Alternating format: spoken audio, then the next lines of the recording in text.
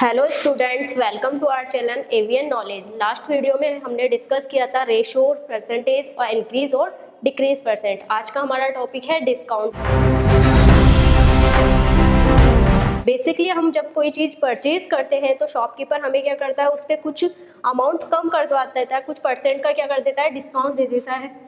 जैसे 10%, 5%, तो उस पर क्या करता है, वो अमाउंट कम कर देता है। एग्जाम्पल लेके देखते हैं कि अगर कोई थिंक अपन खरीद रहे हैं, उसकी प्राइस है 500 रुपीज़ और उसने हमें दे दी 450 रुपीज़ में, तो यहाँ इसने अमाउंट क्या कर दिया, कम कर दिया। तो वो जो अमाउंट हमें कम करके दे रहा है वो अमाउंट हमारा कहलाता है डिस्काउंट। जैसे यहाँ पे 500 की थिंग्स को उसने 450 में दिया, तो प्राइस कितना कम हो रहा है, 50 रुपीज़। तो 50 रुपीज़ हमारा क्या कहलाएगा, डिस्काउंट। एक एग्जांपल लेते हैं कि 500 रुपीज़ की कोई थिंग्स है जिसे हमें 450 में दे दी, तो जो प्राइस उस पर लिखी हुई होती है, जो भी थिंग्स हम शॉपकीपर से परचेज कर रहे हैं उस पर जो प्राइस पहले से लिखी हुई होती है उसे हम बोलते हैं मार्केट प्राइस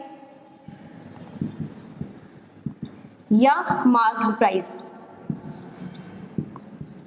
और उसे डिनोट करते हैं एमपी से। जिस प्राइस में हम क्या कर रहे हैं, उस थिंग्स को परचेज कर रहे हैं, खरीद रहे हैं, उस प्राइस को हम बोलते हैं सेलिंग प्राइस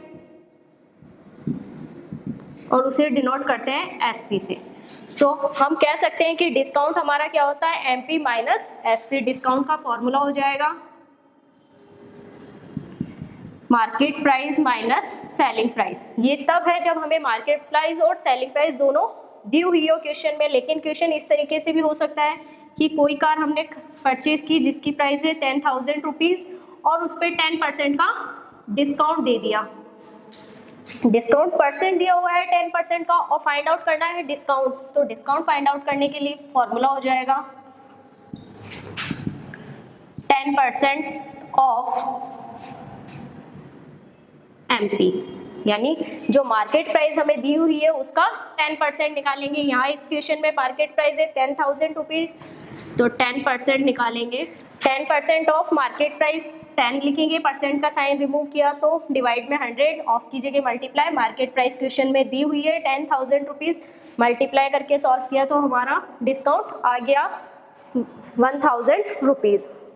ये हमारा डिस्काउंट है। ये अमाउंट हमें पे नहीं करना, इतना अमाउंट हमें कम करके देना है। तो सेलिंग प्राइस कितनी हो जाएगी, 10,000 माइनस 1,000, तो हमारी सेलिंग प्राइस हो जाएगी ₹9,000।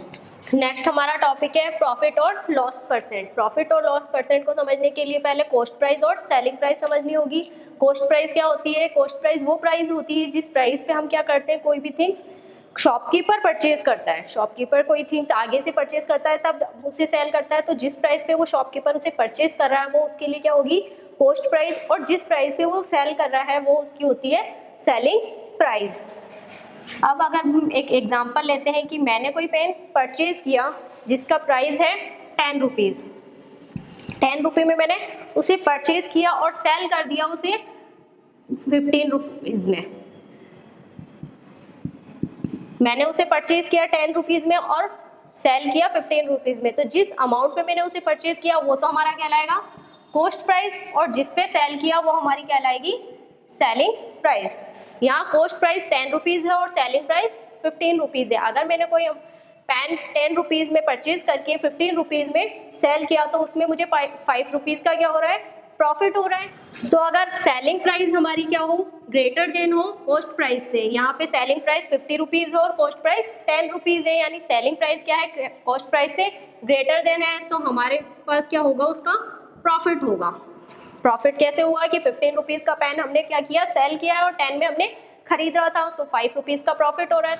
अगर सेलिंग प्राइस क्या है, कॉस्ट प्राइस से ज़्यादा होगी तो हमें प्रॉफिट होगा, और अगर सेलिंग प्राइस कॉस्ट प्राइस से क्या है, कम है, लेस देन है, तो हमें क्या होता है, लॉस होता है। फॉर्मूला है प्रॉफिट परसेंट का, profit upon cost price multiply 100। Loss percent का फॉर्मूला होगा लॉस अपॉन में कॉस्ट प्राइस मल्टीप्लाई 100। ये है प्रॉफिट परसेंट और लॉस परसेंट के फॉर्मूला। प्रॉफिट और लॉस फाइंड आउट करने के लिए फॉर्मूला क्या होगा कि जो हमारी कॉस्ट प्राइस है और सेलिंग प्राइस है, अगर प्रॉफिट है तो हमारी सेलिंग प्राइस क्या होगी, ज़्यादा होगी, कॉस्ट प्राइस कम होगी, तो प्रॉफिट हो जाएगा एसपी माइनस सीपी। और अगर लॉस फाइंड आउट कर रहे हैं तो लॉस के लिए एसपी हमारी ज़्यादा होगी और सीपी कम, तो फॉर्मूला हो जाएगा लॉस का CP minus SP. Cost price of article है 2400 रुपीज़, प्रॉफिट परसेंट दिया है 16%, प्रॉफिट फाइंड आउट करेंगे 16% ऑफ 2400, 16% को लिखेंगे 16 अपॉन में 100 ऑफ की मल्टीप्लाई 2400, सॉल्व करेंगे 20 से 20 कैंसिल आउट, 16 मल्टीप्लाई 24, 16 को 24 से मल्टीप्लाई करेंगे तो हमारा आंसर आएगा ₹384। 384 रुपीज़ हमारा क्या है, प्रॉफिट है। हमें सेलिंग प्राइस फाइंड आउट करनी है। सेलिंग प्राइस हमेशा क्या होती है, कॉस्ट प्राइस से ज़्यादा होती है, तो एसपी का फॉर्मूला हो जाएगा cost price plus profit. Cost price question में दी हुई है 2400 रुपीज़ प्लस प्रॉफिट हो जाएगा 384 रुपीज़, ऐड करेंगे 4 8 3 और 4 7 2, तो हमारी एसपी कितनी हो जाएगी 2784 रुपीज़।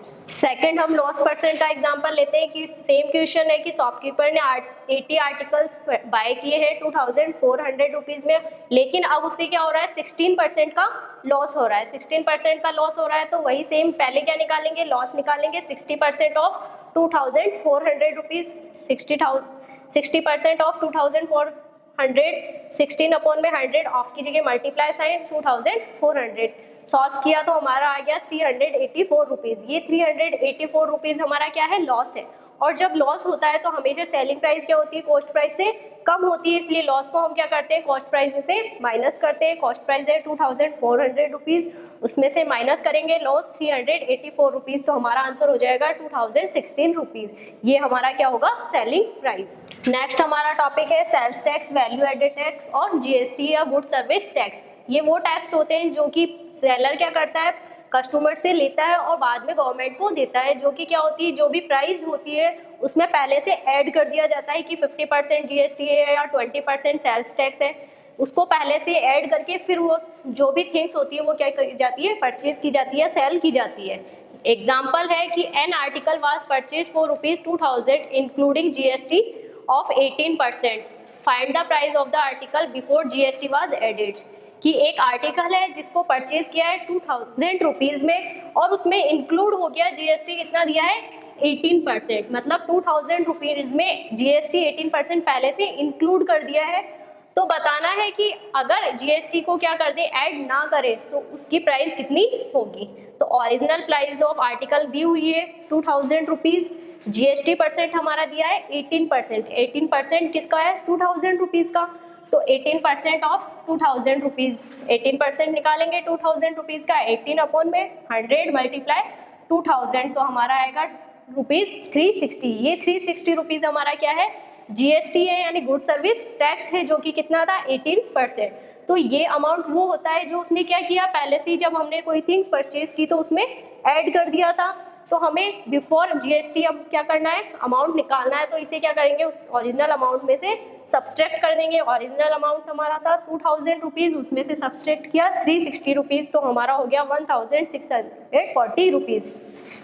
ये अमाउंट हमारा वो होता है जो कि हमने क्या किया, जीएसटी नहीं दी, जीएसटी उसने इंक्लूड नहीं की, उससे पहले वाला अमाउंट है। और अगर जीएसटी उसने इंक्लूड कर दिया तो वो अमाउंट कितना हो गया था हमारा 2000 रुपीज़। तो आज हमने पढ़ा profit loss percent, GST, sales tax. Thank you. अगर आपको हमारा वीडियो पसंद आए तो लाइक करें और चैनल को सब्सक्राइब करें।